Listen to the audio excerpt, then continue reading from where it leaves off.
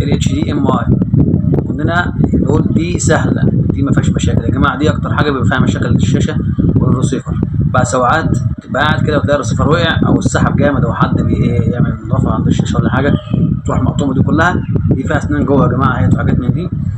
كل ده بيبقى حوالي اكتر من 8 او 10 في الصف واحد اللي بعديه. دي بتعمل مشاكل جدا لو ملحوظه يا جماعه. بتلاقي تعمل ايه؟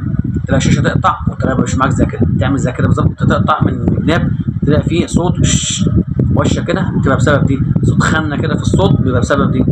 بس الشاشه تقفل ثانيه وتفتح ثانيه، يبقى القصه من دي.